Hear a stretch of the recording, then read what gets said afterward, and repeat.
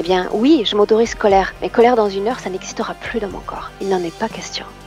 Et pourquoi elles sont fascinantes, ces créatures? Parce qu'elles sont de type individuel et parce qu'elles s'intéressent à une émotion de peur, une peur qui est immature. Tu sais, cette peur viscérale. Et elle vibre tant dans le corps de l'enfant que cet être-là vient, tel un prédateur, pour s'en nourrir de façon opportuniste.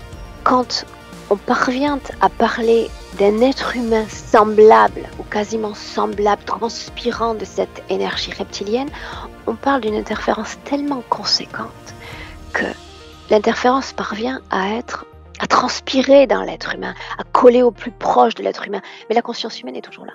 Et c'est bien aussi par ce chemin-là qu'ils t'attendent à la fin de ta vie, en se faisant passer également pour les êtres que tu as le plus aimés.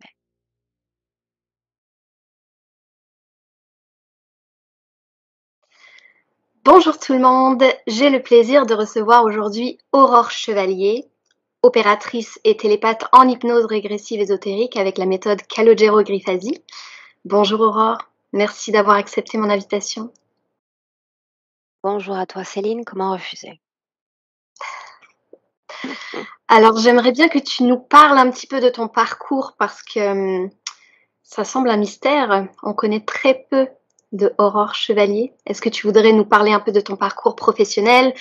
Comment est-ce que tu es arrivée à l'hypnose? Qu'est-ce que tu faisais avant? Est-ce que tu veux nous partager? Alors, il me semble que c'est ce que je t'avais précisé déjà par écrit. C'est la partie peut-être avec laquelle je vais me sentir la moins à l'aise, d'accord? Donc, d'abord, tu sais, c'est important parce que sur les plateformes, euh, je ne mets pas seulement mon premier prénom et mon nom de famille. Tu as vu que je mettais X. Tu l'as vu? Oui. Donc, je tiens à le dire parce que c'est important parce que certains certains followers me disent: «Mais pourquoi est-ce que tu rajoutes ça?» C'est pour te donner un genre, donc on se rapproche de X-Files et on tombe dans ces séries, tu sais, américaines. Non, non, X, c'est mon prénom aussi, c'est Xavérine, d'accord? Donc je le précise. Une fois que ceci est dit, alors mon parcours, tu souhaites que je te parle d'un parcours, académique, c'est-à-dire purement professionnel, c'est ça? Non, je veux que tu nous partages ce qui te fait plaisir de nous partager, tout simplement. OK. Alors sans grand mystère, puisque ça beaucoup déjà savent que je suis née, dans le sud de la France.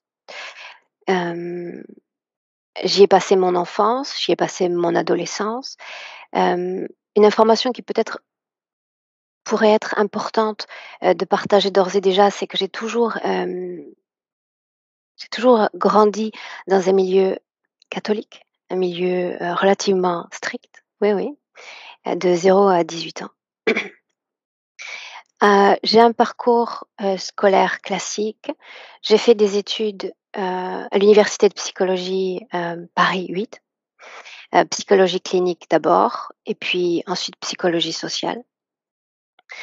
Pour la petite anecdote, alors que j'étais en train de réaliser un stage dans une unité pour enfants et adolescents dans le sud de la France, hem, j'étais en master.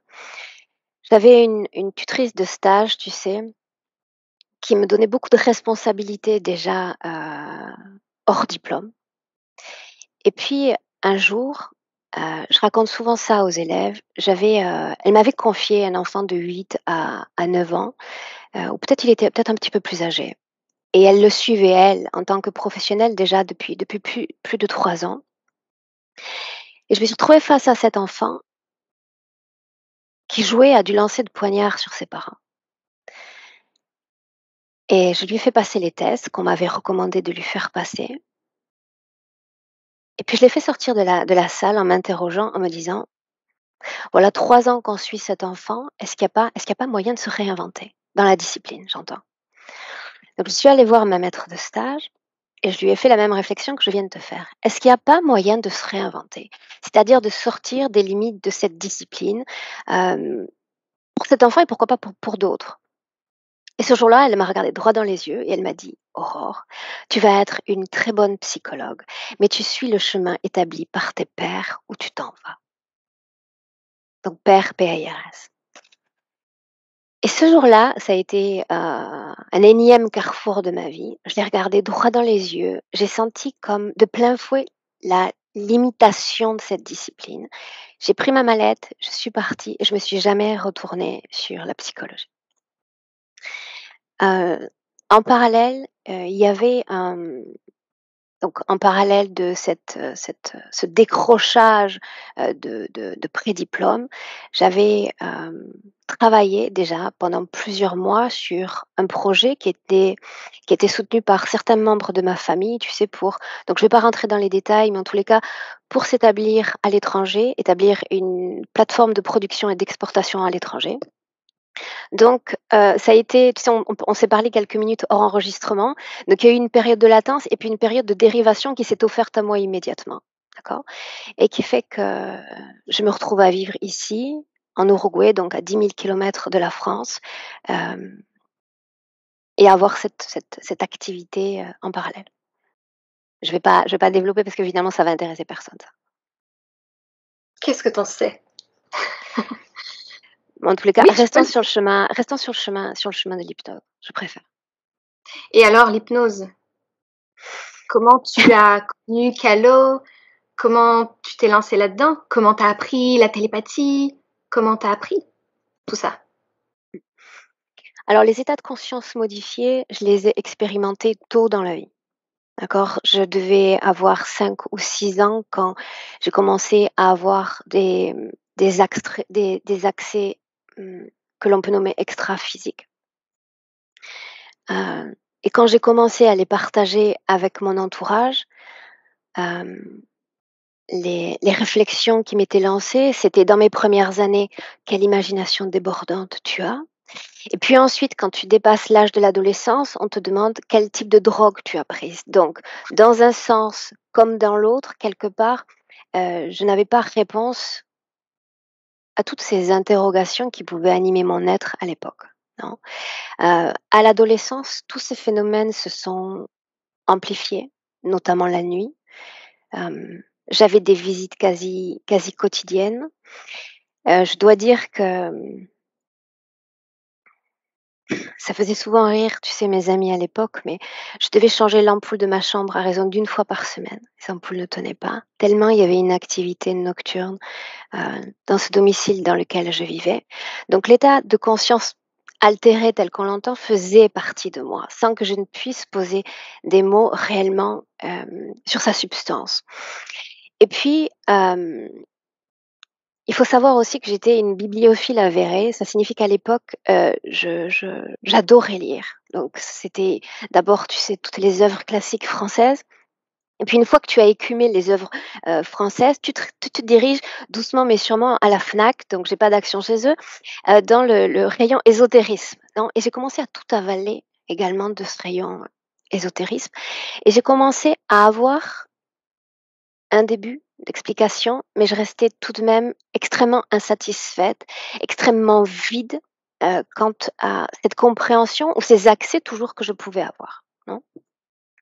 Donc on bascule toutes les années où j'ai travaillé en Uruguay sur le projet dont j'ai parlé il y a un instant, où j'ai mis un peu tout ça en stand-by. C'est-à-dire que les accès quelque part, ce qui fait partie de toi reste toujours, mais quand tu travailles dans un pays étranger à 10 000 kilomètres de chez toi, où tu t'investis économiquement, où tu t'investis énergétiquement à 100 eh bien, il y a certaines parties de toi que tu mets de côté.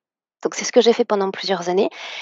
Hem, j'ai mis, heu, j'ai mis ces études, disons de côté et puis un jour, je suis tombée, sur les vidéos de Calo. J'ai écouté ça à peine quelques minutes. Je suis restée, je dois te dire, en état de sidération. Donc il en était à tous ses débuts. C'était vraiment les premières pierres, tu sais, de construction de ce qu'il est aujourd'hui. Et je me suis contentée, sans même avoir regardé une vidéo en entier, de lui faire parvenir un message en lui disant: «Si tu comptes investir, envahir, tu sais, le marché français avec ce type de promotion, au mieux, chez moi, tu vas passer pour un gourou». Ah ouais? Et pas de réponse, Tu as dit ça pas à de Calo? réponse. Ouais, ouais. Et il m'écrit 15 jours après et il me dit: «Travaille avec moi». Et je lui ai répondu: «Non merci, je suis, c'est un overbooked, je suis extrêmement chargée, je t'ai passé ce message, finalement je te le dis dans ton intérêt». Il m'a réécrit encore une semaine après: «Travaille avec moi». Et je lui ai dit: «Mais qu'est-ce que tu attends de moi au juste?»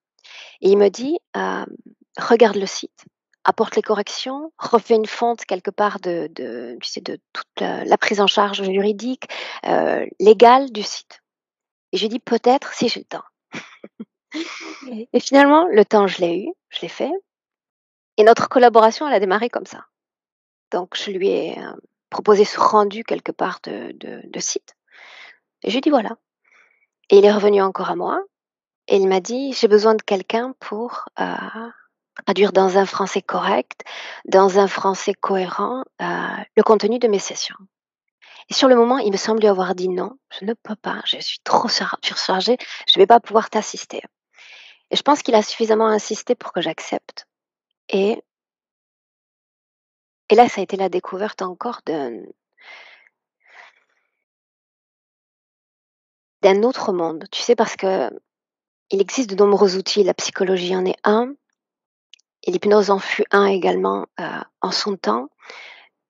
Un outil qui permet à un être humain d'avoir accès à cette compréhension que je cherchais quelque part depuis mes premières années, hein. Au départ, la collaboration avec Calo, ça s'est limité à ça, c'est-à-dire à ce travail, de traductrice que je faisais sur mes «créneaux libres» entre guillemets et pour répondre à la question, puisque celle-là je l'ai vue dans ton texte que tu m'as fait parvenir, pourquoi est-ce que tu n'es pas entrée, Aurore, pour ta session la première fois? Donc une session qui doit remonter déjà de mémoire il y a au moins 8 ans.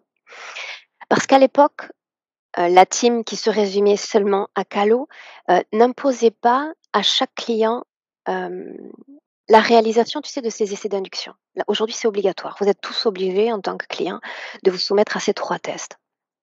À l'époque, non et Calo m'avait demandé: «Tu veux une session?» «Oui», donc on s'entendait bien, on avait déjà un lien d'amitié déjà qui commençait à se forger et on avait fait cette session, c'était Johanna qui est entrée parce que je ne me savais pas capable d'entrer en réalité. Ah! En dépit du fait d'avoir des accès, je m'en sentais, incapable, tout simplement et c'est Calo encore une fois qui est revenu à moi quelques semaines après qui m'a dit: «Entre». Je lui ai dit: «Je suis pas sûre de pouvoir faire ça». Elle m'a dit: «On essaie, puis on voit». Tu sais Calo, être avec Calo, c'est toujours être dans un avion, tu sais, dans le ciel et te dire: «Allez, on saute. On y va ou pas?» Puis j'ai dit: «On y va, bien sûr qu'on y va» et là, ça a été le choc, réellement.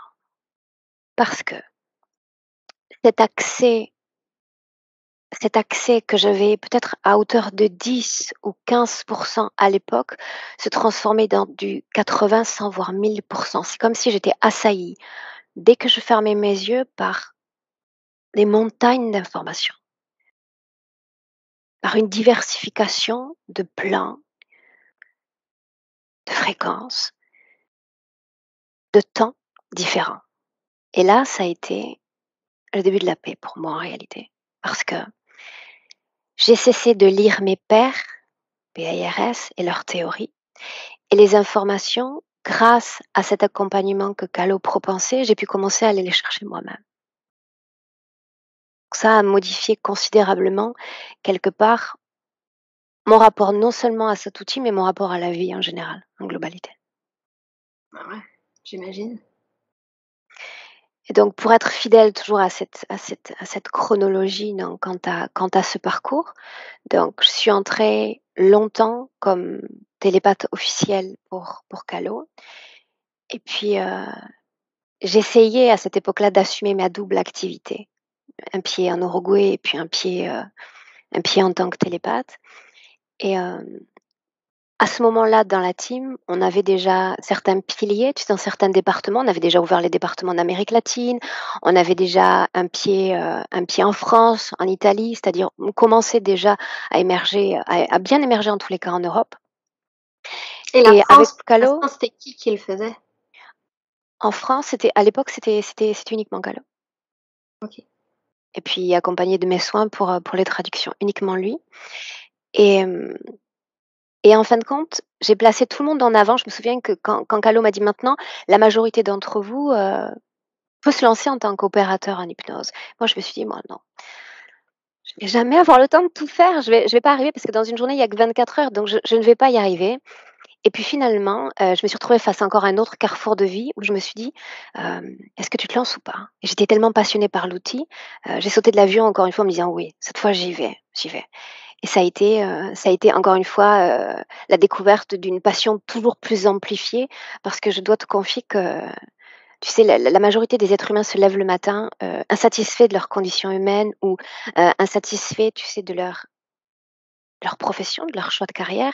Et non, moi, quand j'ouvre les yeux le matin, je suis ravie de me lever, je suis ravie de rencontrer mes clients et cet outil est devenu une véritable passion aujourd'hui. Ça se voit. Puis Est-ce que ça c'est répond à ta question? parfaitement, merci. C'est une évidence quand on te regarde, on pourrait jamais, en fait, tu tellement à ta place, autant dans un sens que dans un autre, autant dans un rôle que dans un autre, en fait. C'est impressionnant. Je me sens à souhait dans les 2 positions en effet, et ma position de télépathe, a beaucoup enrichi aussi par la suite, donc parce que je sais que tu vas y venir, au fil des années, ma pratique en tant qu'opératrice. Ah oui, j'imagine. Mmh. Hem Et justement, tu donnes des formations en télépathie. Est-ce que tu peux, nous expliquer en quelques mots avec ceux qui ne sont pas vraiment familiers, bon tu en as parlé un petit peu, les états modifiés de conscience, mais peux-tu expliquer, vraiment comment est-ce que, vous mettez ça en place? Parce que je pense que la team Grifasi, hem, est l'une des rares équipes en hypnose à utiliser des opérateurs de support et parfois ça peut être sorcier pour les gens qui tombent dessus et qui se demandent: «Mais qui est-ce qui rentre en hypnose? Qu'est-ce qu'ils font exactement?» Donc si je comprends bien ta question, tu t'intéresses au rôle du De télépathie. télépathe en hypnose? Oui, D'accord, parce que ta question en appelait plusieurs. Alors, la formation en télépathie, d'abord, elle commence il y a 2 ans, peut-être un petit peu plus de 2 ans. Je suis pas très à cheval sur les dates. Elle commence pourquoi? D'abord parce que la team avait besoin à l'époque d'un réservoir de télépathes. Donc il nous fallait former sérieusement, éthiquement, fidèlement, des individus à cet art télépathique. D'accord? La formation, je la propose pour des questions de limitation, encore une fois, de temps, une seule fois par mois. Donc je vais avoir le plaisir, de t'accueillir dans quelques jours. Donc la formation va se dérouler sur 3 jours. D'ordinaire, le premier jour, je m'adonne, à partager beaucoup d'informations pratiques, non seulement quant au fonctionnement du cerveau en hypnose, d'accord? Des données peut-être, basiques, mais nécessaires quant à la compréhension du fonctionnement de la télépathie. Je parle également du rôle du télépathe,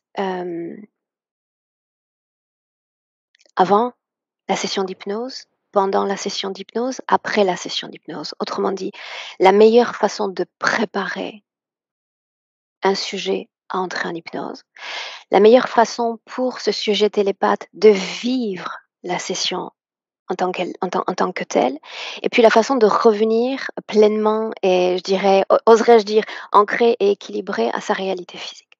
D'accord? Donc ça, premier jour. Le deuxième jour, je vais parler aux élèves de tout ce que l'on est susceptible de rencontrer dans l'état hypnotique. Donc là, je vais faire mention de différents plans, je vais faire mention de différentes consciences humaines, non humaines. Et si j'arrive à tenir tout ça en 4 heures, la fin de journée, je commence un début de pratique. D'accord? Début de pratique durant laquelle je vais pousser les élèves un peu dans leur retranchement au niveau de leurs émotions. D'accord? Parce qu'un télépathe, c'est un sujet humain qui va, je te l'ai dit, hors enregistrement, mais qui est capable de faire tomber les frontières de ce qu'il est, de ce qu'il croit être et quelque part de tout ce que les autres ont fait de lui. Et ce sujet-là, une fois qu'il est dépouillé, qu'il est effeuillé de toutes ces informations et de ces fréquences, il va être prêt à accueillir l'univers d'un autre. C'est pour ça que nous sommes faits. Accueillir l'univers d'un autre, en faire une lecture grâce à ce véhicule que j'aime à appeler émotionnel. D'accord? Donc, le faire gagner en expansion émotionnelle, c'est ce que je vais m'atteler à faire le deuxième jour, encore une fois, si j'arrive à clôturer mes 5 à 6 heures d'intervention. Et puis le troisième jour, pratique exclusivement. Donc j'ai différents exercices, très spontanés, c'est-à-dire selon la dynamique du groupe en réalité, selon ton niveau d'entrée en hypnose. Tu en as qui sont terrorisés, tu en as qui se jettent de l'avion avec moi. Donc je suis obligée d'établir une moyenne et puis on fait beaucoup de pratiques, auprès d'interférences humaines, non humaines et encore une fois, j'aime aller secouer un peu au niveau émotionnel. Vivement. Je me demandais aussi quand tu es support télépathe pour Calo, est-ce que tu es télépathe pour d'autres personnes? Non, je J'ai été approchée hem, par certains autres opérateurs, heu, par des pointes dans le domaine et j'ai toujours refusé et décliné leurs invitations de participation parce qu'entre un télépathe et son support, doivent exister différentes synergies intellectuelles, énergétiques, émotionnelles et un lien de confiance qui se forge au gré des expériences et à ce stade, je me sens rassurée avec lui. Je sais qu'il assure les arrières, peu importe, le type de scénario dans lequel on va être amené à travailler, il assure les arrières. Donc exclusivement Calo, à ce stade, oui. OK. Est-ce qu'il y a eu des fois où, la canalisation de certains êtres a pu être, plus dérangeante? Est-ce que tu peux nous expliquer, nous décrire ce qui se passe dans ces moments-là pour toi? Alors je te demande de prendre en compte que pour chaque télépathe que tu peux voir travailler dans la team, il existe, tu sais, différents niveaux de plongée. Admettons que l'eau soit traduit en tous les cas, l'état hypnotique. Donc chacun d'entre nous, c'est le cas pour les télépathes qui travaillent avec moi, descendent à des paliers différents, d'accord? À ce stade, j'entre à des paliers tellement profonds que je reviens quasiment toujours amnésique de mes interventions, d'accord? Donc, certaines sessions restent à l'esprit, les plus marquantes, les plus secouantes, en effet, donc je pourrais d'emblée, là, j'en ai quelques-unes qui viennent à l'esprit, mais disons que pour 90 95 des sessions, les mémoires de mes interventions disparaissent. Ah ouais, et Donc est-ce la que tu question: regardes «Est-ce que tes tu es sessions? affecté?» Non, jamais, je ne me regarde jamais, je ne me supporte pas à l'écran, donc non, jamais, mais jamais. Ah oui? On m'en parle, on m'écrit, sur YouTube, sur, mes différents réseaux. En fait, je suis au courant de ce qui se passe en session par rapport au feedback, tu sais, que les autres me renvoient. C'est dingue. Mais tu sais, la question qu'on me pose souvent, c'est: «Est-ce que tu es affecté par tes interventions?» parce que c'est la question, tu sais? Ouais, Hem, Quand tu vois certaines interventions sur lesquelles on va être, amené à travailler sur des cas de possession ou encore sur des cas de contrôle mental, Heu, n'importe quel spectateur s'interroge: «Et après? Qu'est-ce qui se passe après ouais. finalement pour eux?» Des fois, tu sembles vraiment souffrir là. En apparence, en réalité, parce que je prête tout mon corps dans un espace-temps pour un autre qui n'est pas capable de faire ce travail-là et tu sais, il y a beaucoup de en session, tu sais qu'on travaille beaucoup sur les programmations, puisqu'on les considère comme néfastes, parce qu'on les considère comme annihilantes, mais moi je pars du principe également qu'il existe des programmations positives et c'est ce que j'encourage, mes élèves à faire avec celle-là dont je suis dotée, que je me suis créée, c'est que quand j'entends déconnecter, que j'entends ce simple claquement de doigts de la part de mon opérateur, je reviens pleinement à moi. Je m'ancre à nouveau dans mon corps, je récupère ce qui appartient au champ de la réalité physique. Donc, je vais pas te mentir, certaines sessions vont être secouantes en termes de fatigue, donc pendant plusieurs minutes, voire pendant une bonne heure, je vais être, sous le coup d'une fatigue intense avec cette sensation de vide peut-être, un vide un peu pénétrant même. Mais au-delà de ça, tu reviens très rapidement à toi parce qu'un bon télépathe, c'est aussi quelqu'un qui a envie de revenir. C'est aussi un funambule d'entre réalités qui sait à quel point l'équilibre d'entre réalités doit être assuré. Un sujet télépathe qui revient à sa vie physique, qui ouvre les yeux et qui est dépité de ce qu'il a créé sur le plan physique, heu, qui va éprouver une une sensation de manque ou d'insatisfaction de sa construction physique. Cet individu-là, il n'est pas fait pour ce travail. Parce qu'il faut être capable de revenir et de revenir bien. Et pour bien revenir, il faut être attaché à ce champ physique, avoir une passion, avoir des amours pour cette réalité physique, en dépit de tout ce qu'on sait et de tout ce qu'on peut voir derrière le rideau. Et ouais, parce que sinon tu peux vraiment vouloir rester là. C'était le cas. Mais il y a eu des fois où tu as eu du mal à revenir. Je me souviens d'une session en présentiel où tu étais avec Calo donc, et tu avais vraiment de la misère à revenir là. Tu t'en souviens? C'était il y a longtemps, hein. Souvenir, non. Est-ce qu'on m'en a parlé? Oui. Et je peux apporter, disons que je ne vais pas entrer dans différentes spéculations, mais de manière générale, quand l'opérateur je vais faire porter la responsabilité à Calo. Quand l'opérateur va laisser son télépathe plonger littéralement et rentrer en contact comme dans un corps à corps avec certaines fréquences, il peut être plus compliqué pour un télépathe ensuite que de s'extirper de ce bain fréquentiel. Donc ça peut être plus coûteux, donc à l'opérateur d'être un petit peu plus, capitaine à bord, d'être un petit peu plus remuant pour amener son télépathe. OK. Qu'est-ce qui se passe pour le télépathe, pour l'opérateur de support, quand vous êtes 3, donc le client entre en hypnose, du moins au début? Qu'est-ce qui se passe pour, le télépathe? Est-ce qu'il vérifie ce que le client voit? Ou est-ce qu'il retient ce qu'il voit justement? J'imagine que tu vas en parler pendant la formation. Exactement. Donc quand on entre à 3 opérateurs, clients, télépathes, ce sont souvent les sessions les plus difficiles à gérer pour un télépathe. Pourquoi? Parce que comme je te disais dans les premières minutes, un bon canal, c'est-à-dire un bon télépathe, c'est un sujet qui va être assailli d'un nombre d'informations absolument innombrables, d'accord? Donc ce qui se passe au début de la session, c'est que tu as accès à toutes ces informations comme une déferlante, comme une vague réellement qui déferle, hein, sur ta conscience.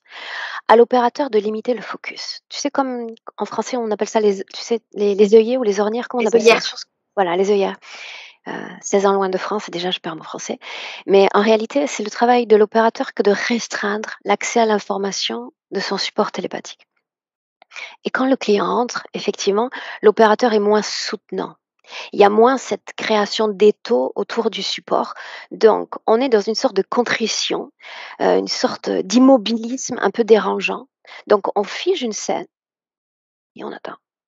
Si Calo nous dit, disons, si l'opérateur te dit, tu suis la scène, alors tu suis, mais tu es réellement dans une sorte d'immobilisme forcé. Et c'est extrêmement désagréable pour un télépathe parce qu'entrer en hypnose, c'est justement avoir le champ libre pour l'accès à l'information, non? Dénoué de ce corps physique, c'est une sorte de liberté, interdite à ce moment-là. Donc c'est un sacré challenge pour un télépathe. Et ouais, surtout quand des fois, ça peut durer une demi-heure. C'est Exact, ça peut durer une demi heure. Donc pour l'opérateur, tu sais, c'est aussi un jeu, hem, hem, comment dire?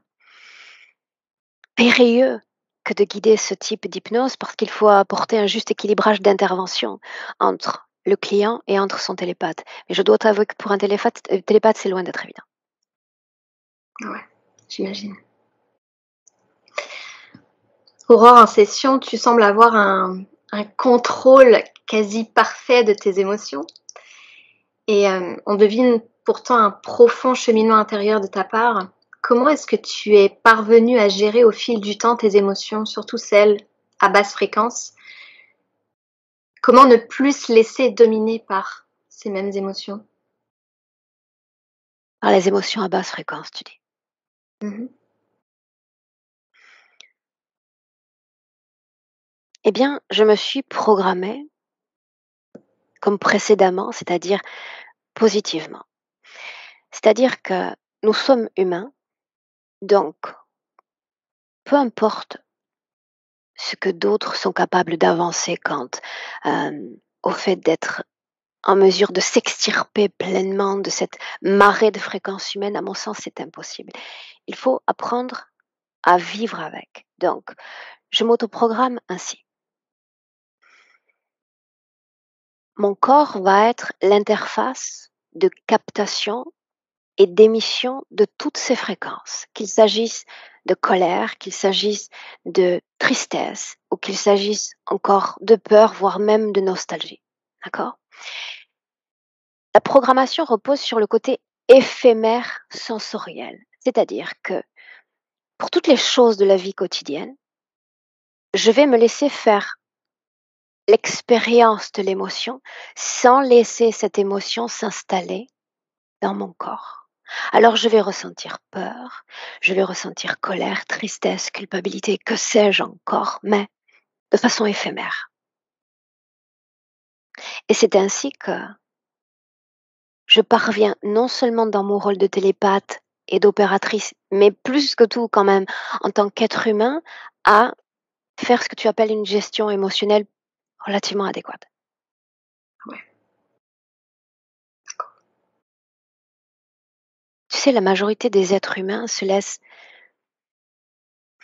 nécroser par leurs émotions humaines en oubliant qu'ils peuvent pas se mettre à distance, non, mais qu'ils peuvent imposer une temporalité à l'expérience de cette émotion dans leur corps. Ça, ils ne le savent pas, ou ils l'ont oublié, ou par paresse, ils ne veulent pas le faire. D'accord. Et c'est pour ça qu'en session, on va voir des émotions peut-être présentes toute une vie dans le corps d'un sujet. Non, c'est comme si ça vibrait comme un cœur battant, une émotion de tristesse. Et cette tristesse, on le sait, si elle reste dans le corps, si elle se loge derrière un organe, il peut y avoir la possibilité de l'émergence d'une maladie physique. Mmh. Il peut y avoir la possibilité d'une création interférente, humaine, non humaine. Donc la gestion des émotions, c'est la clé en réalité, c'est l'assurance quelque part de réalisation correcte de notre vie humaine. Et ouais. Donc si on s'impose ensemble ce facteur éphémère, ok. Alors des fois je suis très en colère. En plus tu sais, je suis du sud de la France, on est plutôt fougueux, tu sais. Eh bien, oui, je m'autorise colère, mais colère dans une heure, ça n'existera plus dans mon corps. Il n'en est pas question. Waouh. Éphémère. Voilà comment je m'y prends. Parfait. J'essayerai, je te tiendrai au courant. On en va en parler dans quelques jours encore.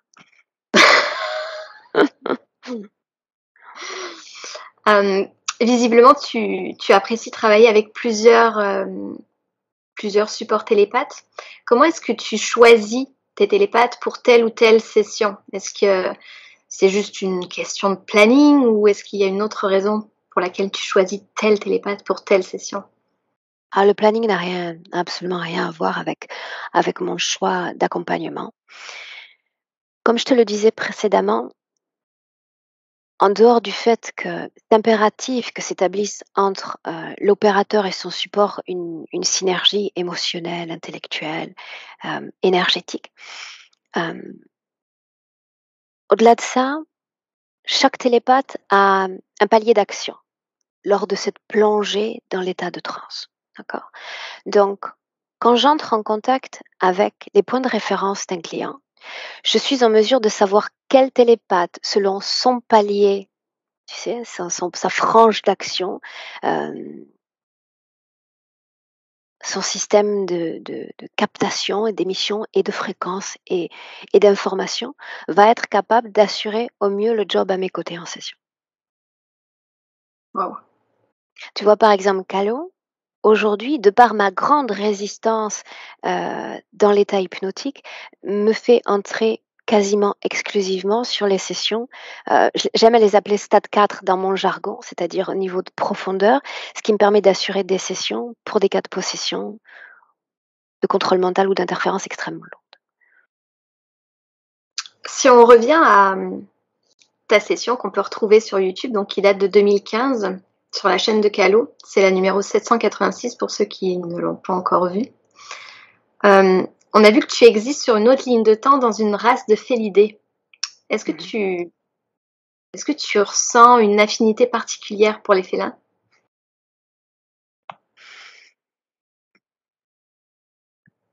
Alors c'est une question que j'entends pas pour la première fois, je dois te dire.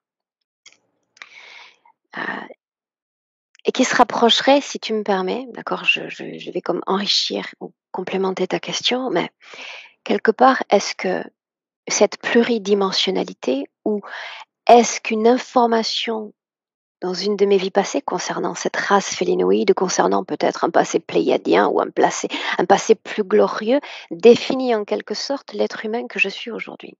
Ou est-ce que ça fait partie de moi ou encore est-ce que ça m'influence? On en vient à ta question, est-ce que ça m'influence dans mon amour, mon désamour pour les félins?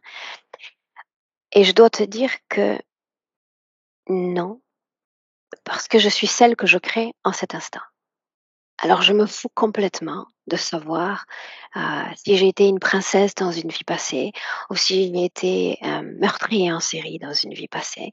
Ce qui m'intéresse, c'est la création de ce que je suis maintenant et c'est ce qui va définir tout le reste, je crois. Mmh, OK. Est-ce que tu as envie de nous parler de métabolisation, de ta propre métabolisation suite à cette fameuse session de 2015? Ça date un petit peu, mais est-ce que tu t'en souviens? Hem, cette C'est question, 2015? ouais, en tout cas, c'est en 2015 qu'elle a été, publiée. Mmh. Elle peut dater d'avant. Alors cette session, c'est un grand mystère puisqu'elle est partagée publiquement. J'ai voulu la réaliser, principalement pour une raison. Parce qu'à l'époque, donc il y a 7 ans, j'étais mère de 2 jeunes enfants et j'étais, ce qu'on appelait une mère hélicoptère. C'est-à-dire que je ne supportais pas de voir ma progéniture s'éloigner sans ressentir une panique profonde dans le corps et une panique inexpliquée parce que je n'avais pas eu d'autres enfants. C'était pas, c'était pas une peur mature, une peur logique en réalité.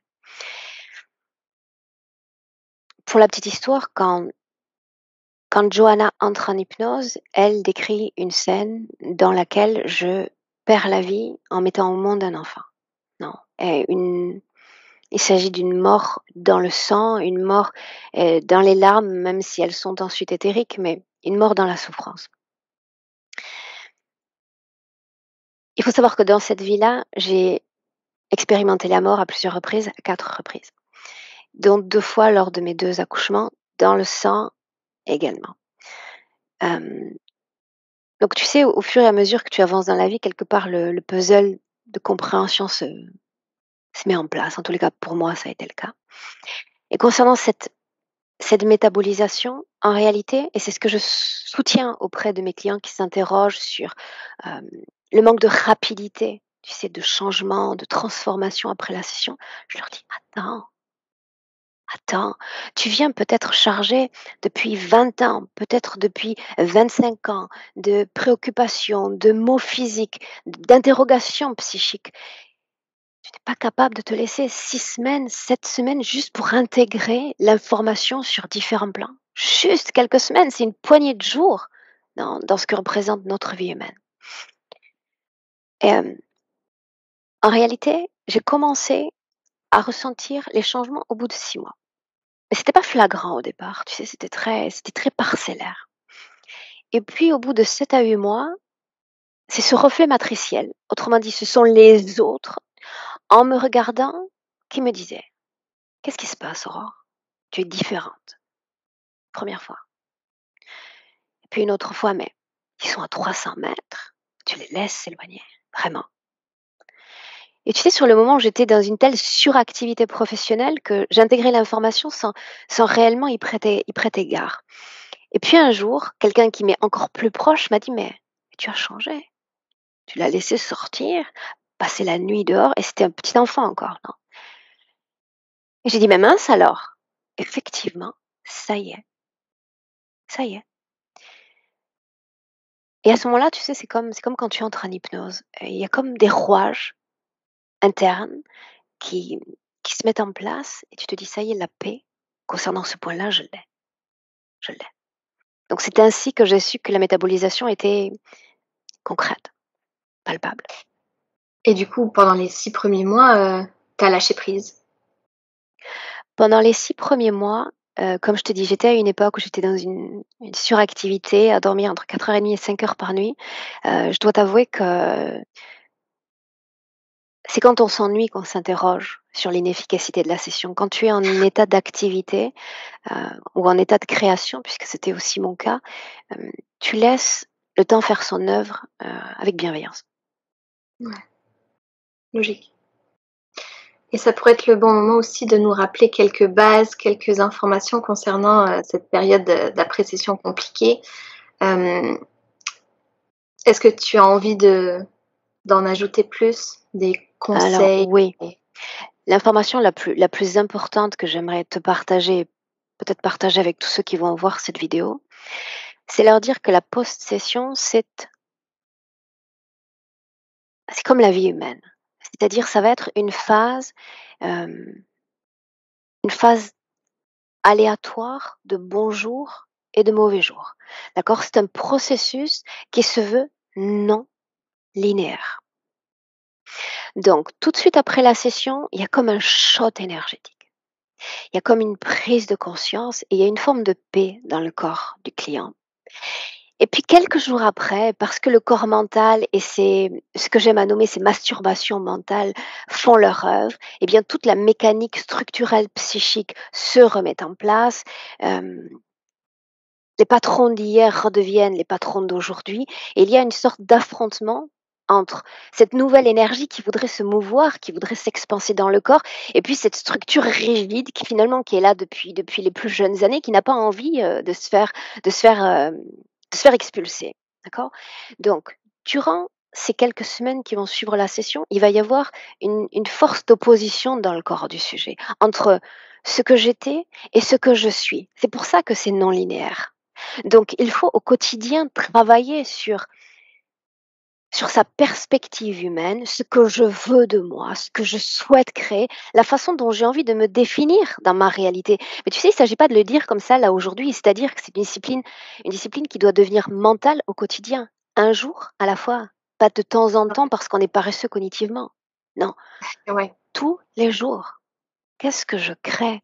Faire du journaling, tu sais, c'est très positif parce que ça te permet en quelque sorte, de poser les bases de nouvelles constructions quelque part et de permettre à cette énergie de s'imposer de façon différente à ta réalité et à ton corps sur Terre.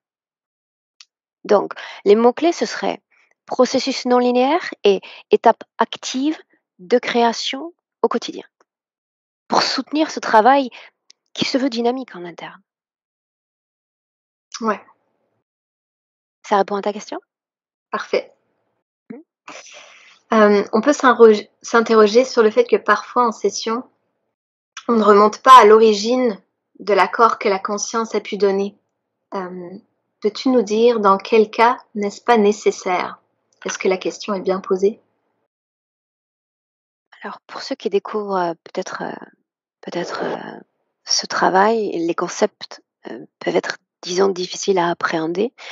Mais effectivement, quand il y a une problématique présente, qu'elle soit physique, qu'elle soit psychique, on va encourager le sujet à remonter à l'origine du trouble, et bien plus souvent à l'origine de l'interférence, c'est-à-dire de cette prédation qui s'exerce dans cette prédation qui s'exerce dans le présent. Pourquoi Céline, dans certaines sessions, je ne remonte pas sur cette ligne de temps? Parce que mon sujet humain, ou plutôt mon client, est tellement conscient, est tellement réactif que ce serait une nécessaire, on dit ça en français? Non nécessaire que de remonter cet espace-temps et d'aller enquêter sur le pourquoi la conscience s'est ouverte à une autre conscience. D'accord? Donc il m'arrive d'échapper à cette structuration, cette organisation en session. Non. Si le sujet est très conscient, je m'épargne la visite de ce passé. Mais quand même, dans 90 à 95 des sessions, on va prendre le temps de remonter le temps et de faire comprendre au client que sa conscience est comme un temple sacré, que dans cet espace-temps, ce temple a été ouvert. Ça nous permet de rebondir dans le présent et de lui dire de la même façon que tu as laissé cette porte ouverte hier, souviens-toi que tout ceci est à toi. Donc cette porte peut être refermée et tout ce qui te dérange peut-être dans le présent peut être expulsé de ton corps et de ta conscience. Ça me permet plus de rebondir, tu sais. Exact, ce serait de toute façon une perte de temps. Dans certaines situations, en effet. Alors, Aurore, nous les humains, on est nombreux à baigner dans toutes sortes de programmations, d'autoprogrammation aussi parfois depuis la naissance. Comment parvenir à se débarrasser de tous ces programmes, de toutes ces croyances destructrices qui nous empêchent d'être libres? Alors, je résumerai toutes ces programmations à une seule. Je t'inviterai à t'interroger sur la programmation de codépendance qui anime ton corps depuis ton premier souffle de vie. Tu sais, l'être humain est le mammifère le plus vulnérable, le plus fragile à mon sens de toute cette terre. Tous les autres, une fois sortis du ventre de leur mère, sont capables de se débrouiller à peu de choses près, survivre. Tu poses un enfant d'1 minute de vie par terre, tu ne lui apportes aucun soin, il meurt. Donc nous savons dès notre premier souffle que nous sommes des êtres de codépendance. Ça, c'est comme un sceau, tu sais, en nous. C'est un sceau, non? C'est écrit profondément en nous. Alors je t'inviterai à t'interroger sur la valeur de cette programmation centrale qui va déterminer tout le reste. Non seulement ces programmations de codépendance à l'égard de tes pairs, à l'égard de tes parents, à l'égard de tes éducateurs, à l'égard de cette société qui t'accueille, qui t'héberge dans cet espace-temps, et plus encore, cette programmation de codépendance qui va résonner dans l'éther comme un parfum familier. Codépendance. Autrement dit, la base de la création interférente. Donc je t'inviterai à t'interroger et à travailler plus que tout, mettant de côté toutes ces programmations que tu as, ou ces croyances même dont tu as parlé sur la valeur de cette programmation de codépendance. Parfait. On va, sans transition, changer un peu de sujet, on va dire ça. Rentrer un peu plus dans le vif du sujet, peut-être aussi. Et j'aimerais ouvrir une fenêtre sur tout ce qui est abduction extraterrestre. Quelles sont les races extraterrestres qui interfèrent le plus souvent la race humaine et pour quelles raisons le font-ils? Alors avant de répondre à ta question, si tu me permets, j'anticipe peut-être les questions des néophytes, mais une des questions qu'on me pose, c'est qu'est-ce qui te permet de dire que ce que tu vois est vrai, puisqu'on parle de ces créatures? Qu'est-ce qui te permet de dire que c'est vrai? Qu'est-ce qui te permet d'annoncer comme ça, sur des chaînes, sur des réseaux sociaux, que tout ceci est vrai et que tout ceci existe? Eh bien là, moi, tu sais, j'aime pousser mon interlocuteur à inverser son entendement. Et je lui répondrai ainsi. Il y a ce que je vois, cher ami. Il y a ce que mes télépathes voient. Et là, tu pourrais me rétorquer encore, si ça se trouve. Il y a une sorte de connivence entre vous. Vous vous êtes mis d'accord pour voir ou vous inventez la même chose. Ça en ferait des scénarios tous les jours, hein? Ça en ferait, mais tu sais qu'il y a plusieurs années, on nous a demandé combien on payait nos télépathes pour faire le job. Combien ont Non, payé nos clients pour être acteurs de ces vidéos? non. Si, si, si, si, si. Donc nous ne payons pas nos clients pour, pour jouer ce rôle. Je peux témoigner. Donc la question vient à moi, la question je la fais rebondir sur les télépathes et on nous met tous de côté, d'accord? Et là on parle uniquement de nos clients, c'est-à-dire qui viennent par eux-mêmes sans l'intervention d'un télépathe, donc sans l'intervention d'un tiers. Un opérateur en hypnose, pourquoi pas classique, pourquoi pas ericksonienne, et un opérateur en hypnose régressive tel que mes collaborateurs dans la team, d'accord? Eh bien, de quoi se rend-on compte? Eh bien, on se rend compte que nos clients voient exactement la même chose que nos télépathes en session. Et que plus encore, si tu t'intéresses, c'est-à-dire on sort de la team, parce qu'on peut encore nous dire finalement, hein, c'est une secte qui s'invente ces créatures. Ok, mettons la team encore de côté. Pourquoi est-ce qu'on ne s'intéresse pas aux travaux de l'américaine Laura Knight et Milena Mture, si elle m'entendait prononcer ça, Laura Knight Jadzvik, non, qui, hypnologue, a travaillé également au départ comme hypnologue classique et qui se retrouve au fil du temps à accueillir des clients chez elle, donc qu'elle appelle patients, qui lui font part, pardon, des visions de créatures dégoulinantes, vertes, ressemblant à des reptiles. Et elle reste, comme nous autres, au départ en état de sidération, en se disant peut-être que je vais aller diriger ce client vers le département psychiatrique le plus proche de son domicile. Et puis, d'une chose à l'autre, ces clients-là tendent à se renouveler encore et encore. Elle en est, euh, elle est l'interprète aujourd'hui de cette entre-réalité, mais d'autres après elle l'ont fait. C'est-à-dire qu'avant même de parler de ces créatures, il faut se dire, est-ce que c'est pure invention de la team ou est-ce que c'est un dénominateur commun à nos consciences humaines, à nos mémoires humaines? Donc ça, c'est la base. Ça, c'est dit. Donc maintenant, pour revenir à ces interférences tu m'as dit les plus récurrentes, c'est ça? Oui, Les plus oui. récurrentes.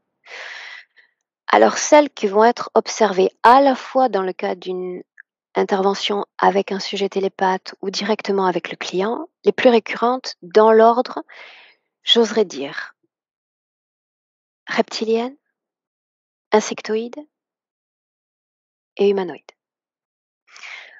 Pour en revenir à leur champ d'action, donc je fais vite, hein, parce que je vais en parler durant la formation, j'ai quand même 2 heures de présentation, les concernant. Hem, les reptiliens, leur nourriture de prédilection, c'est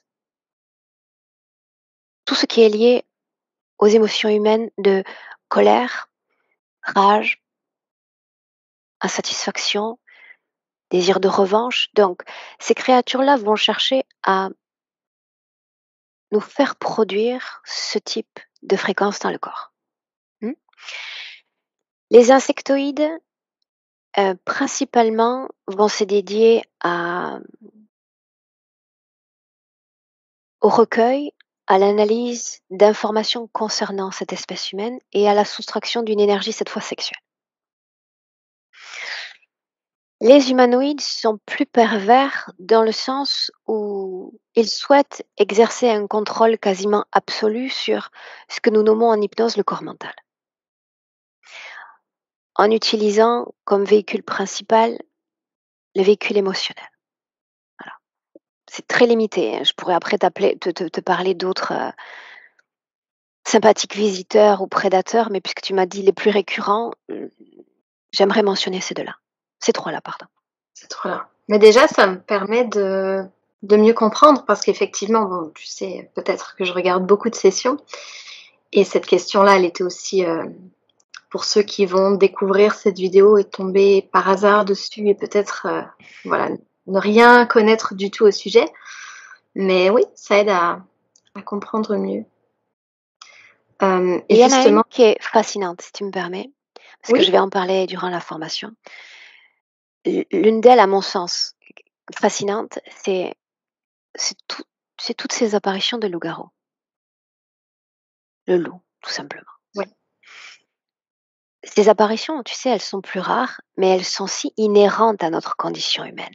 Quel enfant, hein, quel neveu, quel petit cousin n'a pas parlé d'un cauchemar lié à un loup, d'un loup dans la chambre, d'un loup dans la cave, d'un loup au grenier? Et bien souvent, on leur rétorque, tu sais, les mêmes réflexions qu'on a pu me rétorquer dans l'enfance. Il a une imagination débordante, cet enfant-là. Les loups, enfin, ça n'existe pas. Eh bien, parfois si.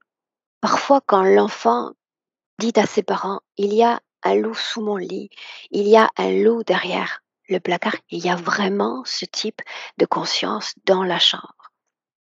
Et pourquoi elles sont fascinantes, ces créatures? Parce qu'elles sont de type individuel et parce elles s'intéressent à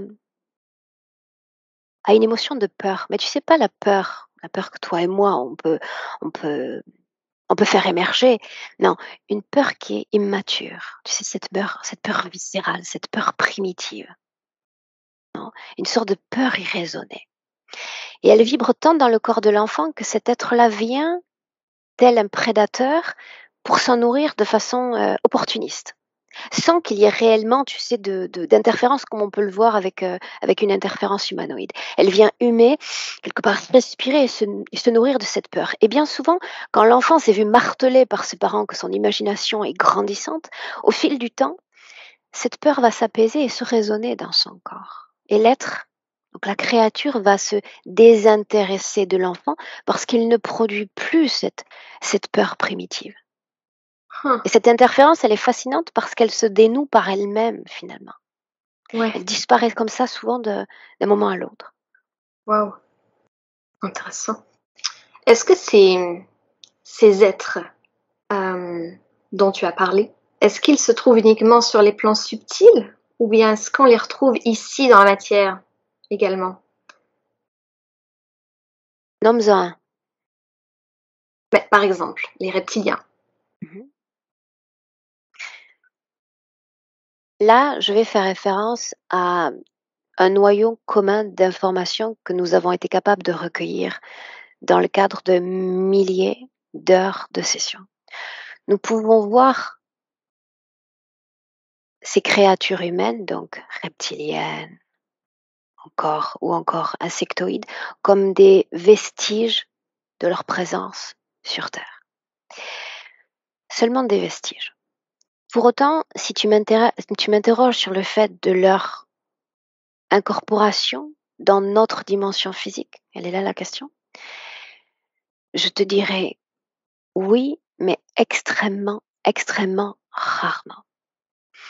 Parce que ça implique un mouvement énergétique extrêmement conséquent pour ces créatures. Donc, mettons les reptiliens de côté, mettons les insectoïdes de côté. Ceux qui vont calculer, tu sais, comme nous autres, on s'inscrit, tu sais, dans un rapport de qu'est-ce que je gagne, qu'est-ce que je perds, comme on était de très bons hommes d'affaires, eh bien, les humanoïdes font la même chose. Ils se posent la même question. Quel va être le gain à ce type d'apparition, d'incursion dans la réalité physique et quelle va être la perte? Eh bien, bien souvent, ils vont être les seuls à faire cet investissement d'incorporation, ce que nous allons interpréter, nous autres êtres humains, comme miracle ou comme phénomène d'apparition parce qu'ils vont gagner une foule manifeste de conscience qui va comme adhérer à leur cause, à leur croyance. Donc. Ah là, tu Pour les m'intrigues là. autres, c'est plus sporadique, presque inexistant à mon sens. Et alors au niveau de l'ADN, si on regarderait leur ADN, ils seraient pas humains alors? Ou ils seraient humains? 100%? Puisque pour être incorporé ici, tu vois? Mhm. Donc, tu sais, je fonctionne ainsi. Plus la question est précise, plus je vais te répondre avec précision. Donc, admettons, dans un champ de possibles, Oui, qu'une créature insectoïde prenne un contrôle absolu, une incorporation parfaite dans un corps humain, oui. c'est impossible.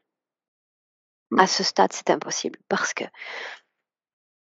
tu sais, ce qu'on va pouvoir me rétorquer, c'est: «Mais Aurore, quand on voit certains hommes d'affaires, quand on voit, certains politiques, sans les nommer, ils semblent être une parfaite représentation de ces prédateurs qu'on décrit, volontiers dans les terres». Oui, Parce que le degré d'interférence est tel que l'interférence parvient à manifester son reflet au plus près du corps physique. Tu sais, tout est question de pourcentage.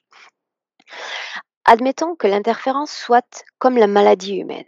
Et j'aime à répéter qu'il existe autant d'interférences que de maladies ou de virus ou de bactéries encore sur Terre. Alors certains d'entre nous vont être sujets à l'interférence, tu sais, semblable à une goutte au nez. C'est comment on dit en français, là, une sorte de rhume des fous, je sais pas, non? Et puis certaines interférences vont se rapprocher d'une maladie en phase terminale. D'accord? Eh bien, quand on parvient à parler d'un être humain semblable ou quasiment semblable, transpirant de cette énergie reptilienne, on parle d'une interférence tellement conséquente que l'interférence parvient à transpirer dans l'être humain, à coller au plus proche de l'être humain. Mais la conscience humaine est toujours là. Il n'y a Ok, pas d'incorporation à 100% de ces créatures dans un corps humain parce qu'il y a un phénomène d'incompatibilité d'entre corps et d'entre ouais, consciences. et ouais. Ah, c'est tout de Donc suite tout plus clair. dépend le degré d'interférence dans le corps humain. Waouh. Euh, Est-ce que tu peux expliquer ce qu'est un humanoïde? Vaste projet. Alors, à mon sens, ce sont les prédateurs dont il faut le plus se méfier. Pourquoi? Parce qu'on les confond non seulement dans les terres, mais également dans le cadre de notre activité onirique avec des êtres humains. En apparence, ils sont fidèles aux humains. Ils peuvent être, hum, ils peuvent être dotés de différentes nuances, non, différentes couleurs de peau, de, de couleur de, de couleur des yeux, de cheveux encore, d'accord? Certains sont sexués. Dans la plupart des cas, ils vont être vêtus.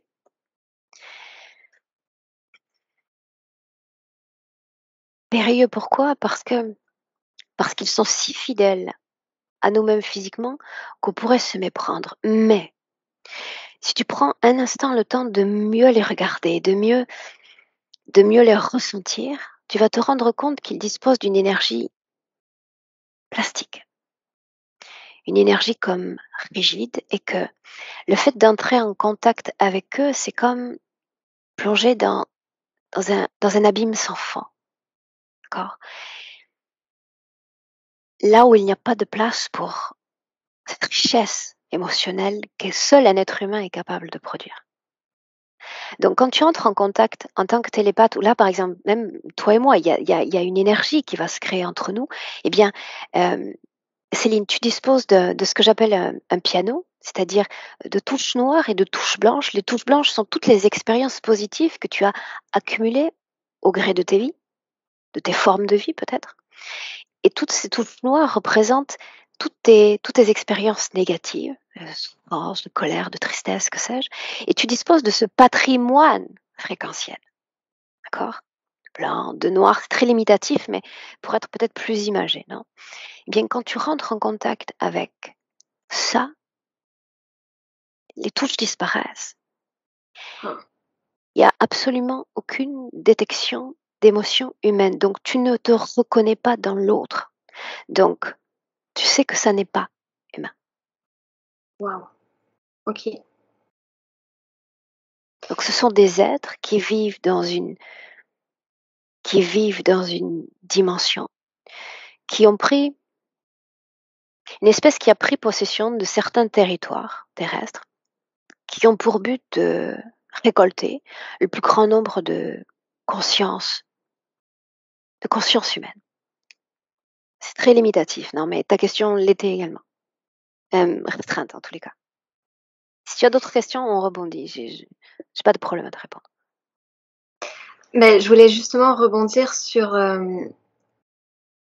l'activité onirique dont tu parlais. Euh, Est-ce que tu veux bien expliquer, parce que tu disais qu'ils pouvaient justement, ces humanoïdes, apparaître dans les rêves, et donc la question c'est, se font-ils passer pour des personnes que l'on connaît, par exemple? Oui. Ils se font passer pour nos proches, ils se font passer pour nos partenaires de vie, ils peuvent se faire passer pour nos enfants, mais encore une fois, souviens-toi, ils sont incapables de produire par eux-mêmes une émotion humaine. Donc, ils se contentent en quelque sorte de faire un copy-paste d'une information. Admettons que je sois un humanoïde et que je me rapproche de toi. D'accord? J'ai déjà un accès. Tu as accepté l'interférence. Je suis dans la place. D'accord? Je vais m'intéresser à tes mémoires. Je vais plonger dans ton passé et je vais aller cueillir une information concernant peut-être une grand-mère que tu as beaucoup appréciée, que tu as beaucoup aimée. Je vais faire un copy-paste, un copier-coller de l'apparence de cette grand-mère, voire même de l'information concernant l'odeur qu'elle était susceptible de dégager. Mais souviens-toi, il ne s'agit pas d'émotion, il s'agit simplement de fréquence. Donc la façon dont ton corps va interpréter cette proposition d'information. Et tu vas croire tout bonnement que grand-mère est parmi cet espace onirique, alors qu'elle n'y est pas.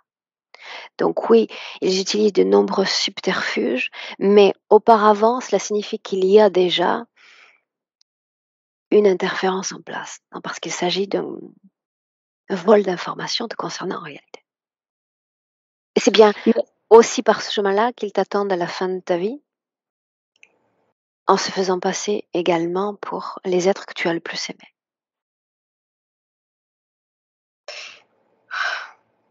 Ok.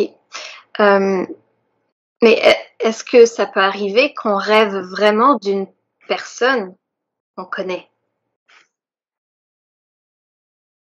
Tu vois ce que je veux dire? Parfaitement. J'ai une pensée en arborescence, alors j'essaie de construire de façon ordonnée la réponse que je vais pouvoir t'apporter. Pour être clair, Céline, partons du principe que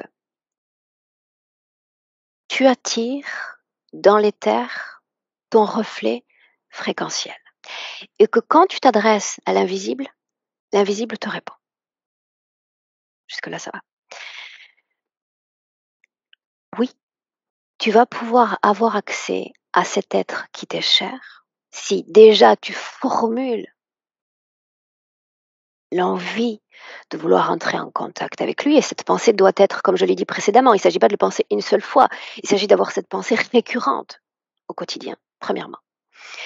Deuxièmement, il faut que ta fréquence soit calibrée à la fréquence de l'autre pour que vous puissiez vous connecter et qu'un canal puisse être créé, un canal dans lequel va pouvoir transiter fréquence, vont pouvoir transiter fréquence et information. Est-ce que tu me suis toujours? Oui. Bien. Donc, quand, admettons, tu fermes les yeux cette nuit et tu vois apparaître, pardonne-moi, je vais prendre ta grand-mère pour exemple, je ne sais pas si elle est vivante ou morte, mais prenons-la pour Je suis exemple. pas grand-mère, c'est pas grave. Ok, L'exemple est parfait. Il ne touchera pas. ok. Admettons qu'elle se présente à toi. Eh bien, si tu es autoprogrammé positivement, c'est-à-dire tu te souviens de toutes ces autoprogrammations que j'ai nommées précédemment, et que quand cette conscience se présente à toi, tu calibres ta fréquence à celle de cette conscience, tu vas savoir immédiatement s'il s'agit d'une conscience humaine ou non humaine, et tu vas savoir interpréter la fréquence, plutôt l'émotion qu'émet cette conscience dans cet espace-temps. Donc tu vas savoir immédiatement, admettons que ta grand-mère était une grand-mère, tu sais, gâteau, tendre et paisible, et un être humain parfaitement serein, surtout sur ces derniers jours, et que tout à coup, alors que tu entres en contact avec elle, tu as une sorte d'angoisse qui t'attrape les entrailles. Disons que c'est un red flag. Déjà, tu t'interroges. Non, il faut avoir une conscience dynamique. Non. Mais ouais. Bien. Et ça marche également. Tu sais, j'en parle, je vais t'en parler pendant 3 jours, mais tout ça, ça s'applique aux prières et ça s'appelle à toutes nos tentatives de communication avec l'éther ou encore avec l'invisible. quelle est la fréquence que tu fais vibrer dans ton corps avant d'utiliser Ouija, ton tarot ou encore ton pendule. Quelle fréquence? Parce que de l'autre côté, à partir du moment où tu penches un œil vers l'éther, il te regarde. Et c'est celui qui te ressemble le plus fréquentiellement qui va pencher un œil sur toi. Et ouais. Donc on peut utiliser tous les outils. C'est bien souvent, on me dit, tu critiques le Reiki. Absolument, vous ne m'entendrez jamais critiquer aucun outil. À mon sens, ils sont tous des voies d'accès à la compréhension de l'être humain, à la compréhension du soi. Pour autant, dans quelles conditions sont utilisés ces différents outils? C'est la Et question ouais. sur laquelle je m'interroge. Et ouais. Mais souvent, on les utilise pour avoir des réponses parce qu'on n'est pas bien, ou parce qu'on stresse, parce C'est qu'on est ça. dans l'angoisse. Et c'est pour ça qu'on est interféré. Quand tout va bien, on va pas se poser des questions, on va pas aller tirer un tarot quand tout va bien. Et c'est pour ça qu'il y a autant d'influence, interférences sur cette terre concrètement.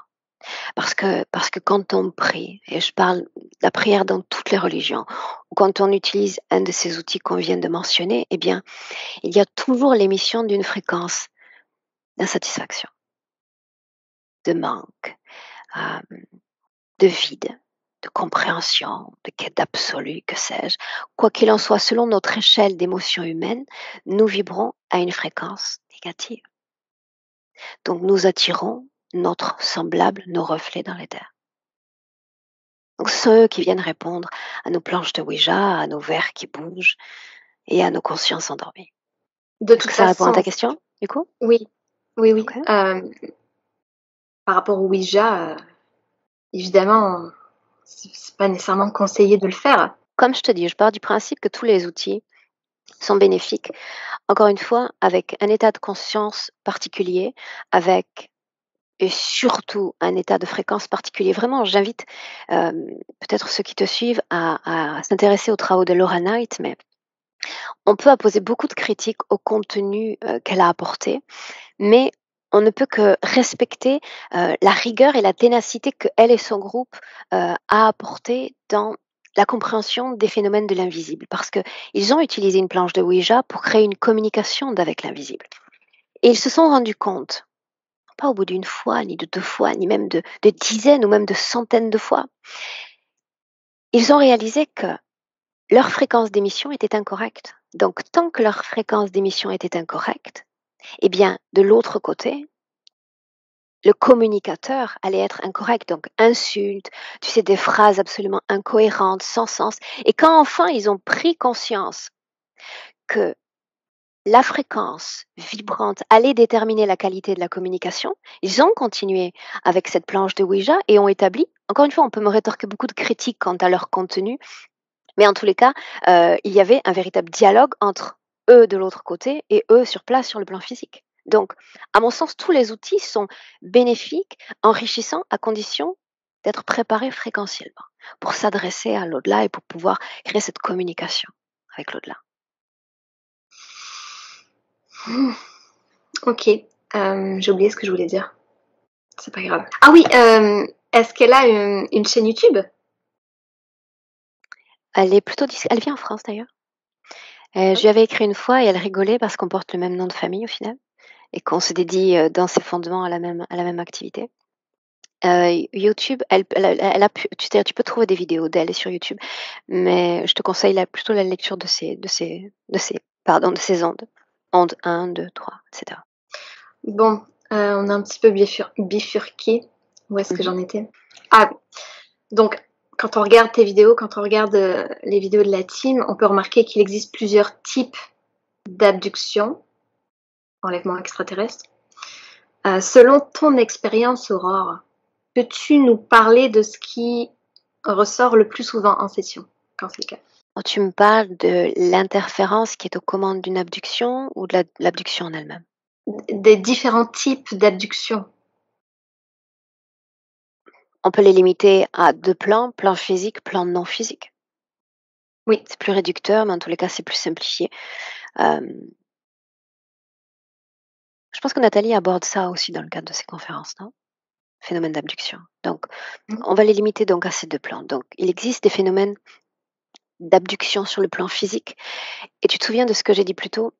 Tout type d'incorporation dans la matière est extrêmement coûteux pour ces consciences qui vibrent et qui vivent sur un autre plan. D'accord? Donc, quand elles font cet investissement d'abduction physique, il y a toujours un gain à la clé pour elles. D'accord? Donc, soit il s'agit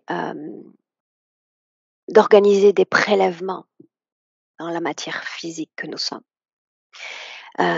soit directement d'intervenir sur nos consciences, mais là on bascule sur une abduction non physique en réalité. Mhm. Donc abduction non physique, c'est tout ce que tu peux voir en réalité dans le cadre des sessions, c'est-à-dire qu'une conscience va être extraite de son corps physique, va être déplacée dans un autre espace-temps pour y subir tout un tas d'interventions, de traitements, voire d'implantations. Et est-ce que parmi toutes les races, premièrement, est-ce qu'il y a plusieurs races qui opèrent ce type d'enlèvement? Alors, Qu'il y a... j'en reviens à mon précédent raisonnement. Les seuls qui réalisent ce type d'investissement à ce stade, c'est-à-dire avec plus de récurrence, vont être les humanoïdes accompagnés de leurs bras armés, c'est-à-dire celui que nous sommes capables de détecter en premier, c'est-à-dire ce gris. Oui. Mais tu sais, dans 99,9% des situations, on a affaire à une abduction de type non physique. D'accord? Ouais, ok. Est-ce que tu peux nous expliquer qu'est-ce que c'est un implant et comment est-ce qu'un implant peut impacter les êtres humains que nous sommes?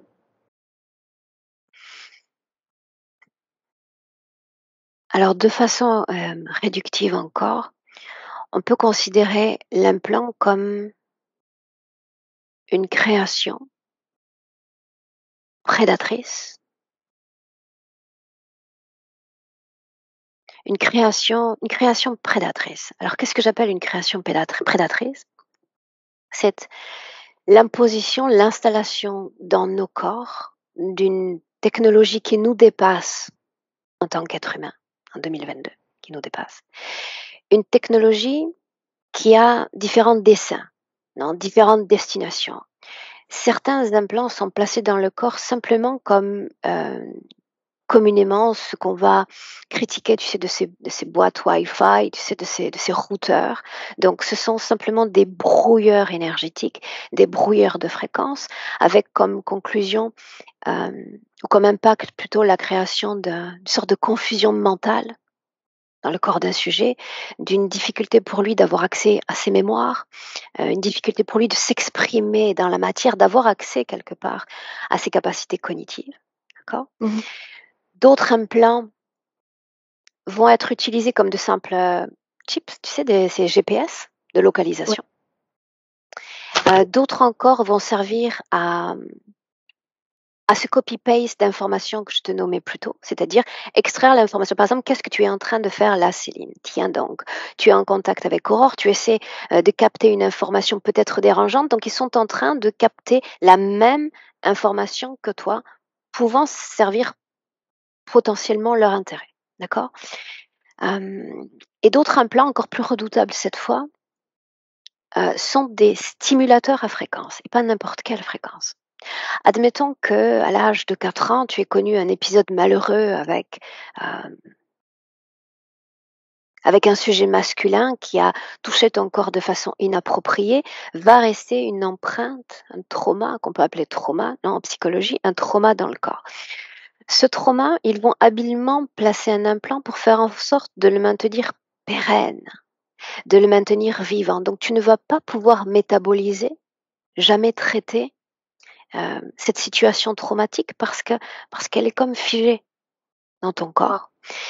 Et cet implant va servir à stimuler cette fréquence, donc à lui donner un champ de radiation plus conséquent que son petit noyau traumatique d'origine. Ce sont les implants les plus désagréables en réalité pour nous autres. Mais encore une fois, là, je suis très simpliste, hein, parce que je pourrais décliner Oui, ça sous différentes versions. oui, bien sûr. Mais il faut garder à l'esprit une chose. On parle d'une technologie plus élaborée, mais ça reste la création d'une conscience dans mon corps. Une simple création qui n'est pas mienne. Non. À partir du moment où je reconnais cette création comme impropre, libre à moi de m'en débarrasser. Et oui. Est-ce qu'un abducté qui est vraiment conscient d'être abducté, peut-être de façon fréquente, est-ce qu'il peut être programmé pour accepter sa condition? En général, j'imagine que les abductés veulent arrêter ça, mais il y en a que non, il y en a qui l'acceptent. En effet, certains l'acceptent. Pourquoi? Pourquoi? Parce qu'on en revient à cette situation de gain et de perte. Alors, on imagine une situation, puisque j'en ai une immédiatement qui me vient à l'esprit.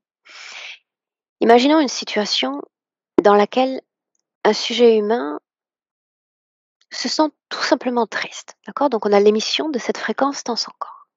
Cette fréquence est détectée par une entité humanoïde. D'accord?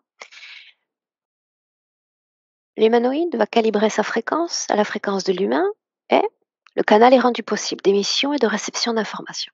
Hein. Et comme l'humanoïde est chose consciente et comme l'humanoïde est chose intelligente, il va commencer à susurrer à la conscience de ce sujet humain sa présence. Tu n'es pas seul, je suis là. Une fois que l'autre dit, reconnaît la présence interférente et dit, enfin, voilà que je ne suis plus seul, me voilà accompagné d'un guide, d'un maître de lumière, ou pourquoi pas d'un dieu. Eh bien l'autre, vois-tu Céline, peut jouer la surenchère au niveau des propositions. Donc on en revient à, tu sais, à cette dualité gain-perte. En proposant ainsi. Sur le plan physique, tu manques de tout. Tu es toute seule. Ah, tu es préoccupée pour ta condition économique, ta condition sentimentale ou encore professionnelle. En cet instant, si tu l'acceptes, je peux faire de toi une élue dans mon royaume. Et là, l'être humain répond, mais qu'est-ce qu'une élue dans ton royaume et qu'est-ce que j'y gagne, moi? Eh bien, je vais faire de toi non seulement une élue dans mon royaume, mais une élue de toi dans ton royaume humain. Ça signifie que tu vas avoir un tel accès de connaissances, un tel accès de savoir que réellement tu vas te placer au-delà de tous les autres. Alors toi, la chose humaine qui se sent dévalorisée, qui se sent insignifiante sur Terre, qui n'arrive pas ou avec difficulté à se manifester, te voilà avec une proposition en main qui pourrait dépasser toutes tes expectatives, toutes tes attentes. Et puis tu cèdes. Tu dis oui, tu acceptes. Et il fait de toi ce qu'il a promis. Il fait de toi dans son royaume une élue. Et le temps d'une vie, tu vas être fréquentiellement dans une condition idéale, réellement idéale.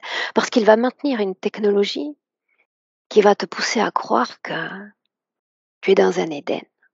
Alors quand moi, Aurore, je me présente en session et que je viens te voir, d'accord? Et peu importe ta condition, parce qu'à ce stade, tu peux déjà te trouver en hôpital psychiatrique, parce que c'est ainsi que l'Occident traite ces accès pluridimensionnels et ce qu'ils appellent la folie. Tu sais, cette capacité de voir simplement différentes dimensions. Mais si je me présente à toi et je te dis, mais reviens, il est temps de revenir à ta réalité physique. Regarde tout ce que tu as laissé. La conscience va regarder son corps et me dire, justement, qu'est-ce que j'ai laissé? Qu'est-ce que j'ai laissé? Une vie médiocre, une vie d'insatisfaction. Et là, je vais essayer, tu sais, à coup d'argumentaire, comme un bon avocat délétère, de lui dire, mais regarde encore, regarde dans le futur ce qui va se passer, regarde dans le passé, joue sur les temps, regarde ce que va devenir ta conscience si tu te soumets à ce type de Dieu, ce type de divinité. Ça n'a pas d'importance, parce que dans la balance, rien de ce que je peux proposer à cette conscience ne vaudra ce que l'autre a proposé. Donc, il y a une acceptation, on en revient à ta question d'origine, une acceptation et un compromis plénier à l'égard de l'interférence. C'est Donc, fascinant. dans certaines situations, notre marge de manœuvre est très limitée. Est-ce que tu as eu des clients qui ont prêté leur corps pour avoir des enfants, pour enfanter avec d'autres races? Et si oui, comment est-ce qu'ils s'y prennent pour faire en sorte que justement la conscience accepte le plan d'hybridation? Je pense que ça rejoint un peu ce que tu disais juste avant. Exact. C'est-à-dire, si on suit ce cheminement-là et qu'on vient proposer à une femme d'enfanter ce type de créature divine, on peut également faire croire à cette conscience humaine qu'elle est d'une origine extraterrestre. C'est le cas pour la majorité d'entre nous en réalité, mais tu sais, avec ce côté, ce côté peut-être pompeux, ce côté sans royal, tu sais, parce que l'être humain aime à se complaire dans cette différence absolue. Eh bien, oui, elle peut accepter et même prendre comme un honneur le fait de porter et de mettre au monde ce type de créature. Elle consente. Parce que Parce qu'encore une fois, ces consciences viennent lui proposer un rôle peut-être qu'elles n'ont pas dans la matrice physique. Et ouais. Et l'accouchement, comment est-ce qu'il se passe? Forcément, on se pose la question, De tu la vois? même façon, en réalité, que sur le plan physique, donc il peut y avoir une sortie par voie vaginale, entre guillemets, puisqu'il est question d'éther. Il peut y avoir le simulacre d'une intervention type césarienne. Je parle réellement d'un simulacre. Et puis, les êtres vont continuer d'utiliser cette technologie pour enrober l'enfant d'une apparence pseudo-humaine, alors que cette créature peut être davantage semblable à une gargouille de nos plafonds de cathédrale, tu vois. Donc tout est fait pour que la mère crée un attachement, entre guillemets, à la créature. Et donc consente à la fois à le porter et à la fois ensuite à le nourrir avec ses énergies, voire même à le protéger. De nos interventions, j'entends. Ouais. Donc tu as déjà eu ce type de cas? Oui, bien sûr. Ouais. Aurore, j'aime beaucoup ta compagnie, mais ça fait déjà un certain temps Mhm. que nous sommes Il me en... reste 10 minutes au compteur. je sais pas si ça vaut la peine du coup de... Qu'est-ce qui reste? Oh, c'est peut-être jouable. Sinon c'est pas grave. Je serai dans l'obligation de te réinviter. Mhm. Sens-toi Euh, obligé. c'est une véritable torture pour moi, tu sais Mhm. bien. Cet épisode de tout ce qui est la mort physique, forcément, tout le monde se pose des millions de questions par rapport à ça. Mais je crois que la question la plus importante et celle qui revient le plus souvent tout le temps, qu'on a dû te poser 1 million de fois, quand la conscience quitte le corps physique et qu'elle fait face donc à cette belle lumière, on le sait aujourd'hui, illusoire, comment est-ce qu'elle peut agir pour déjouer les pièges des entités, du karma, de tout ça, tout ça? Alors c'est intéressant cette question, tu vois, parce que justement cette semaine va sortir un article sur la mort, puisque j'ai une collaboratrice mexicaine qui m'a demandé d'écrire en 1000 mots, je crois, un article sur la mort, et donc je parle de cette après-vie. Euh, je serais tentée de te dire, prépare-toi maintenant pour l'après. Et comme, tu sais, quand je rédigeais ce texte, je pensais à ces êtres humains parfois qui passent toute une vie entière à construire la maison de leurs rêves, c'est leur petit refuge dans lequel ils vont passer peut-être une retraite méritée. Eh bien, je serais tentée de leur dire, il est temps pour toi de construire la maison d'après. Parce que cet instant dont tu parles, ce moment où tu vas pousser ce dernier soupir, si tu pars sans conscience et si tu pars dans une condition fréquentielle non favorable, tu as toutes les chances d'être manipulé par les créations d'un autre dans cet espace que tu vas mettre quelques minutes à te réapproprier. D'accord? Parce qu'il y a souvent plusieurs minutes, j'oserais dire même pour certains d'entre nous à plusieurs années, durant lesquelles la conscience se débat dans des sortes de limbes sans réaliser ni son état de mort, ni son état de vie. Donc, je suis tentée de te dire, prépare-toi maintenant pour l'après. Travaille tes fréquences, pas juste pour le dire comme ça, pour se faire plaisir, mais au quotidien. Et puis peut-être éclaire ta conscience au-delà des croyances, au-delà de ces seules religions qui te sont proposées, puisque toutes tes propositions en réalité, dans cette réalité, essaie d'ouvrir et d'expanser ton champ de conscience, peut-être pas pour maintenant, mais peut-être pour l'après. Ok. Mais est-ce qu'il peut arriver vraiment que nos défunts soient là pour vrai, pour nous accueillir, que ce soit pas des entités déguisées, tu vois? Oui, oui. Et c'est une question que tu m'avais posée et que par manque de temps, de toute manière, on ne va pas aborder, mais effectivement, s'il y a une fréquence d'amour entre toi et l'un de tes proches, d'accord? On parle un canal de la même façon dans lequel peuvent transiter fréquences et informations. Eh bien, s'il y a ce canal et qu'on parvient à le maintenir vivant, c'est-à-dire qu'on réalise finalement que la mort n'est qu'un changement d'état et que cette fréquence qui nous animait quand notre être cher était présent sur Terre, euh, c'est-à-dire quand il y avait cette vibration d'un humain à l'autre sur Terre, si on est capable de faire pérenniser cette fréquence, une fois que l'autre change d'état, eh bien oui, on a toutes, euh, toutes, toutes les chances de voir l'autre se présenter à nous en premier avant les autres quand on va pousser ce dernier soupir. Donc oui, à condition qu'on réalise finalement que la vie et la mort, c'est le même chemin, qu'il n'y a pas d'interruption de l'autre, donc pas d'interruption de cette fréquence que je dois continuer à faire vibrer pour l'autre, en comprenant sa non-mort quelque part. Hein. Donc, dans cette situation-là, effectivement, tu as toutes les chances de le retrouver de l'autre côté. Le canal est comme ajusté, comme parfait, donc il va se présenter avant tous ses prédateurs. Est-ce que c'est clair? Ouais, Moins bien. Au bout de 2 heures, c'est un peu moins clair. mais du coup, ça peut vouloir dire qu'il est quand même libre s'il est là, s'il vient nous accueillir. Oui. Ça signifie qu'il est libre. Ça ne signifie pas qu'il échappe à un quelconque champ d'influence. Mais en tous les cas, dans le cadre de cette relation et de ce que j'appelle cette fois non plus interférence, interaction, il est libre en effet. Et puis tu sais, souviens-toi que l'interférence, c'est comme la maladie humaine. Donc tu peux souffrir d'une interférence extrêmement légère. Et Oui, l'interférence ne peut pas avoir d'emprise sur tes allées et venues, sur tes déplacements dans l'éther. et ouais.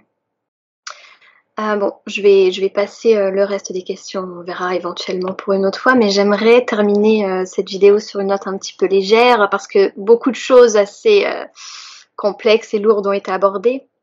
Est-ce que tu as des anecdotes à nous raconter, à nous partager, des choses un peu comiques qui ont pu se passer autour de tes sessions?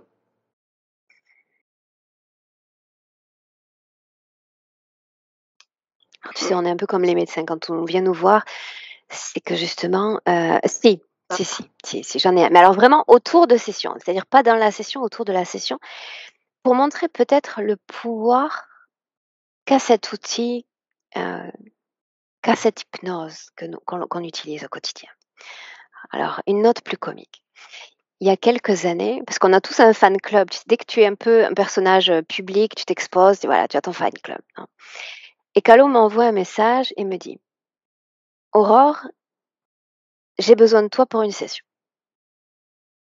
Je dis: «D'accord». Mais il me dit: «Mais c'est du privé».